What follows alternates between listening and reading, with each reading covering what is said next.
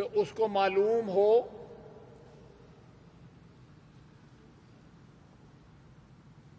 کہ اس کے نمائندے جو ہیں وہ کس طرح پرفارم کر رہے ہیں، اور جو ایگزیکٹو ان نمائندوں میں چنی گئی ہے، ان نمائندوں سے چنی گئی ہے، وہ کس طرح نبرد آزما ہے اس کرائسس کے ساتھ۔ ہم بصیرت اپوزیشن یہ سوالات کرنے کا حق رکھتے ہیں کہ مختلف اقدامات جو پچھلے 1-1.5 ماہ میں اٹھائے گئے ہیں ان کی کیا افادیت ہے، اور وہ اقدامات جو ہے سیاسی مفادات کے تابع ہیں یا قومی مفادات کے تابع ہیں۔ یہ ہمارا حق ہے، اور اس کے لیے اگر ورچوئل اجلاس بلانے کی کوشش کی گئی تو ہم ہر وہ حربہ آزمائیں گے جس سے یہ یقینی بنایا جائے کہ اسمبلی کا اجلاس جو ہے یا سینٹ کا اجلاس جو ہے وہ فزیکل پریزنس جو ہے ممبران کی ہو۔ آئندہ 2 ماہ میں بجٹ بھی آنے والا ہے۔ یہ ورچوئل اجلاس بلا کے کل حکومت کی یہ بھی نیت ہوگی کہ وہ بھی ورچوئل اجلاس بلایا جائے، اور 1 دن کے اندر جو ہے ویڈیو کے اوپر ہی لوگ قوم کو جو ہے وہ جو بھی قوم کے ساتھ کرنا ہے وہ کر لیں۔ یہ ایسی مثالیں قائم ہوں گی جو آنے والے سالوں اور دہائیوں میں غیر آئینی روایات کو جو ہے وہ آگے بڑھائیں گی، بڑھاوا دیں گی، اور جو فنڈامنٹل آئینی حقوق ہیں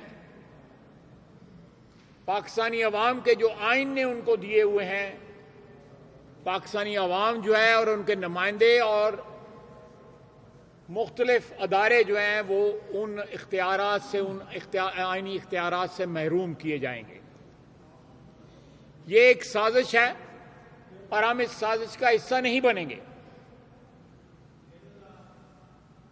ہال کے اندر 450 ممبران کی جو ہے گنجائش ہے۔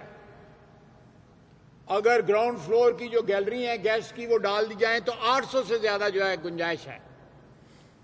ایوریج جو میکسیمم تعداد جو ہاؤس میں ہوتی ہے وہ 200 کی ہے۔ اس لیے جو تمام تر احتیاطی تدابیر جو ہیں وہ اختیار کی جا سکتی ہیں۔ فاصلہ مینٹین کیا جا سکتا ہے، ایک محفوظ فاصلہ مینٹین کیا جا سکتا ہے۔ اس کرائسس کی آڑ میں ہم حکومت کو عوام کے آئینی حقوق پہ ڈاکہ ڈالنے کی اجازت نہیں دیں گے۔ ہم دوسری اپوزیشن جماعتوں سے بھی مشورہ کر رہے ہیں، اور انشاءاللہ ایک کنسنسس کریٹ کر کے ہم فزیکل اجلاس بلانے کی، کل میٹنگ ہوئی پارلیمنٹری جو کمیٹی ہے کرونا کے اوپر، اس میں بھی یہ مسئلہ ہے، وہاں بھی یہی آرگومنٹ دیے گئے۔ 2-4 اگزامپل انہوں نے دیے کہ جی OIC کا یا EU کا یا G20 کے جو ہیں وہ ویڈیو پہ ہوئے ہیں، لیکن وہ جغرافیائی لوکیشنز کئی ممالک اس میں انوالو تھے۔ یہاں تو ایک ملک ہے جس میں 10-12 گھنٹے میں تمام ہر کونے سے لوگ جو ہے اٹینڈ کرنے پہنچ سکتے ہیں۔ تو یہ ہمارا آج میٹنگ کا مین ایجنڈا تھا۔ اس کے علاوہ ہماری جو آج کی میٹنگ تھی ان میں اور بھی ایشوز جو ہے وہ ریزالو ہوئے ہیں، جس میں پیٹرول کی پرائسز کا، یا جو یہ آٹا چینی والا ہے، تو میں اپنے باقی کولیگز کو کہوں گا کہ وہ ان پوائنٹس کے اوپر وہ آپ کو جو ہے بریف کر دیں۔ بہت بہت شکریہ۔ بہت بہت شکریہ جی۔ سب سے بڑی بات یہ ہے کہ آج جو عوام کو ریلیف دینے کی ضرورت ہے، اور جو اس وقت عالمی منڈی میں ریکارڈ کم سطح پر تیل کی قیمت آئی ہے، تو یہ ریلیف اگر عوام کو پاس آن کیا جائے تو اس سے جو آج لوگوں کے کاروبار میں کمی آئی ہے، جو ان کی تنخواہ میں کمی آئی ہے، جن مشکلات کا ان کو سامنا ہے، اس میں کافی ریلیف مل سکتا ہے۔ تو ہماری ڈیمانڈ یہ ہے، اور یہ بالکل عین جو حکومتی طریقہ کار ہے اس کے مطابق ہے، کہ پیٹرول اور ڈیزل کی قیمت جو ہے اس کو 50 روپے فی لیٹر کر دیا جائے، اور یہ جو اس مہینے کے سودے ہیں وہ اسی قیمت پر ہوں گے۔ اس سے عوام کو ریلیف ملے گا، افراط زر میں کمی آئے گی۔ دوسری بات کہ اسی وجہ سے جو بجلی اور گیس کی قیمتیں ہیں ان کو بآسانی اگر آدھا نہیں تو کم از کم 1/3 کام ضرور کیا جا سکتا ہے، یہ ریلیف بھی عوام کو دیا جائے۔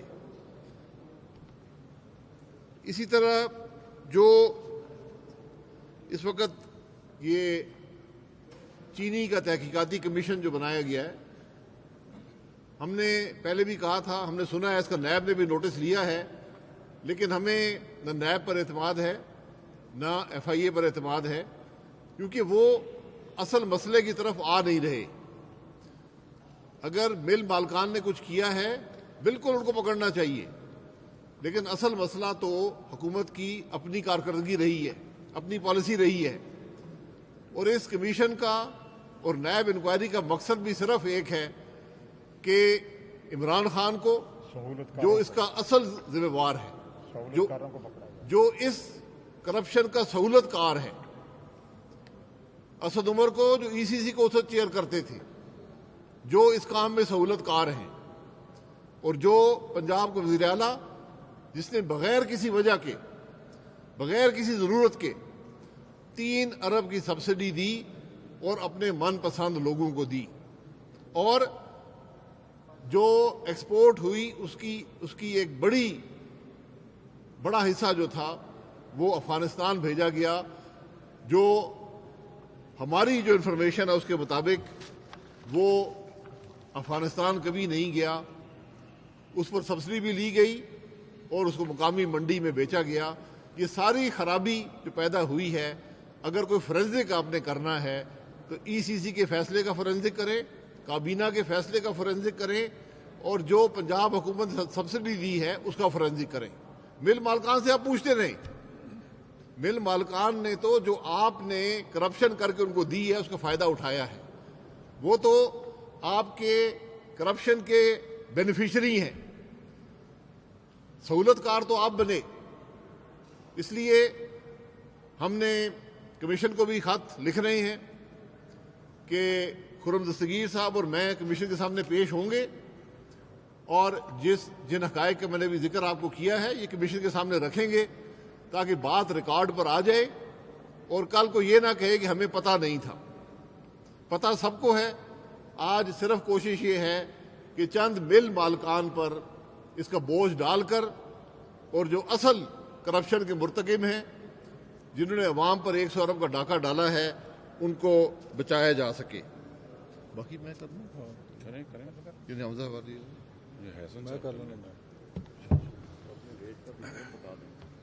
جی، بسم اللہ الرحمن الرحیم۔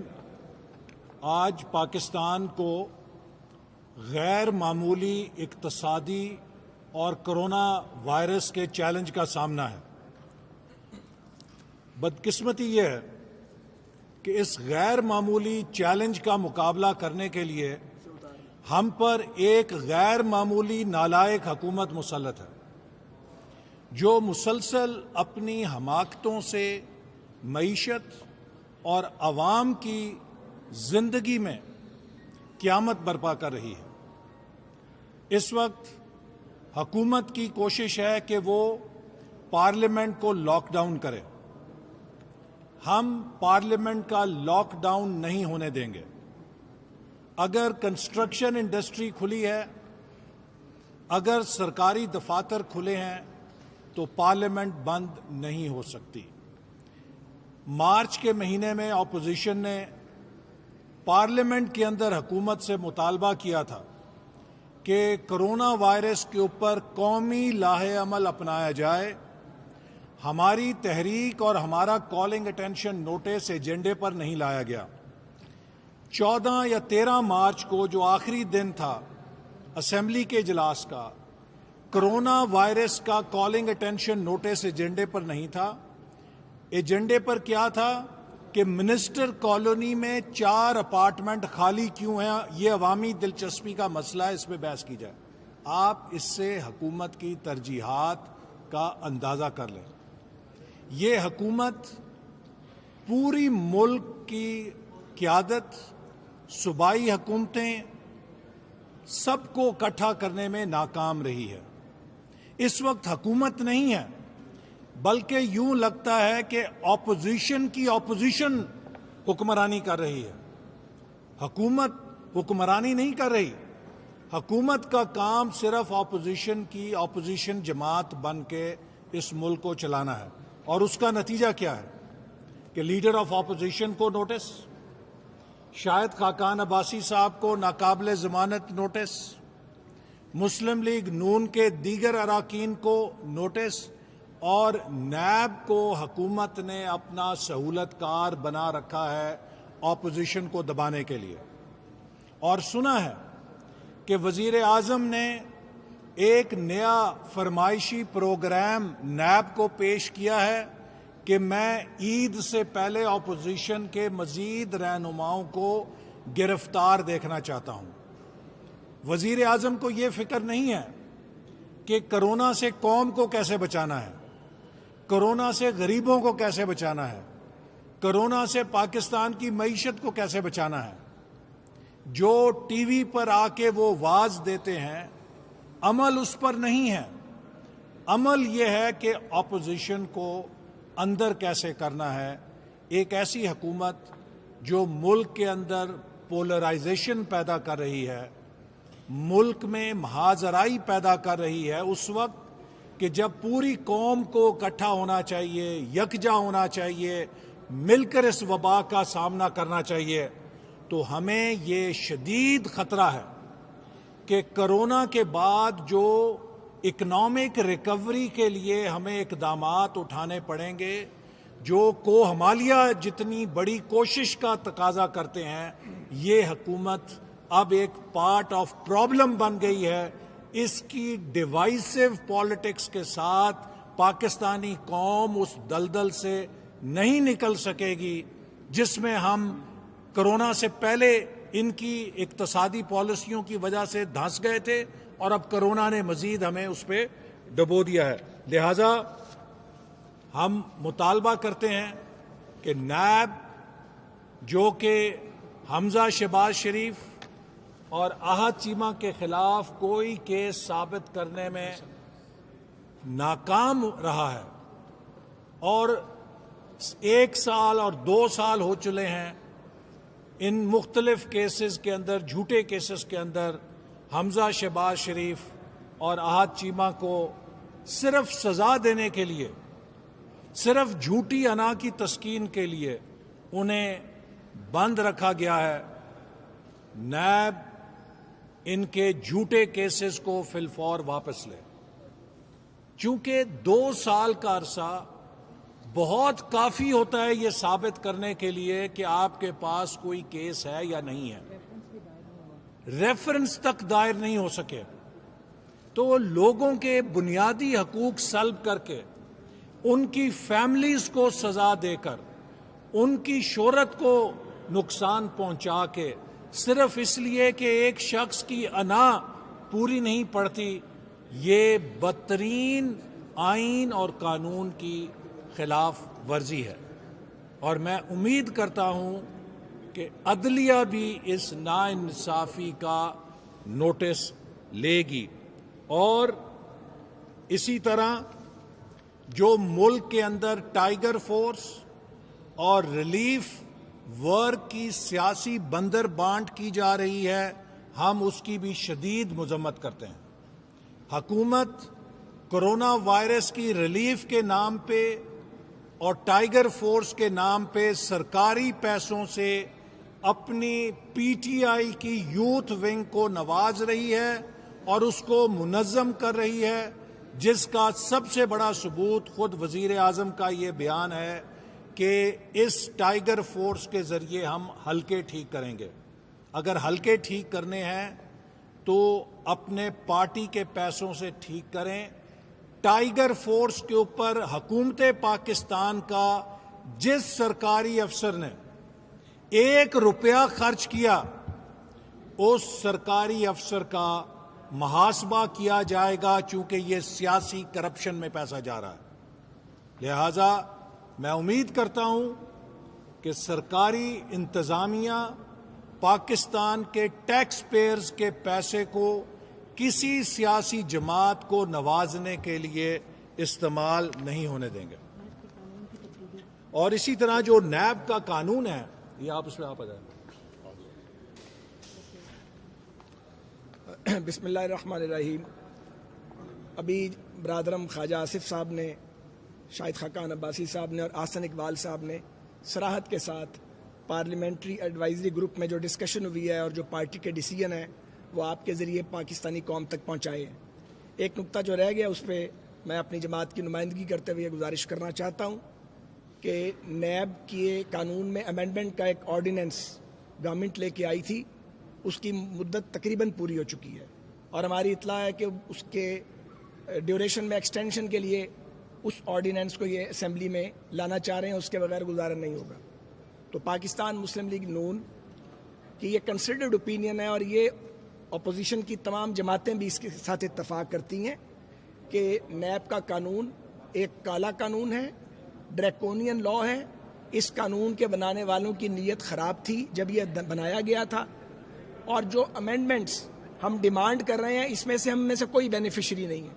ہم نیب کی قانون کے اس عذاب کو بھگت کے الحمدللہ عدالتوں سے سرخرو ہو کے آج قوم کے سامنے کھڑے ہیں۔ لیکن سوال یہ ہے کہ ہم سیاستدان، ہماری تو یہ قسمت ہے کہ ہم سوال کریں گے اور جیل جائیں گے۔ یہ پاکستان کی 71 سالہ تاریخ ہے۔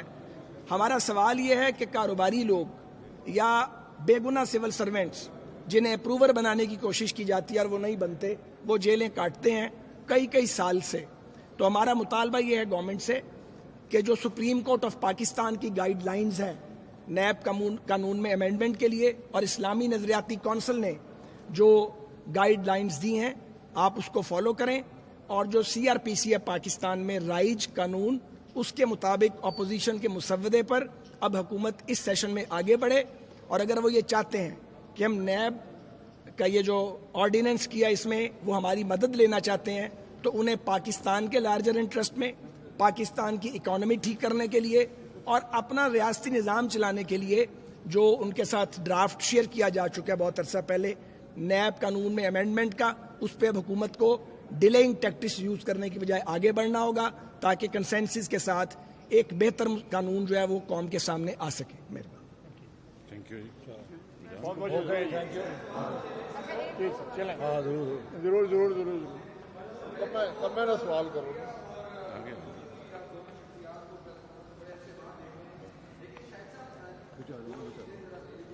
جی۔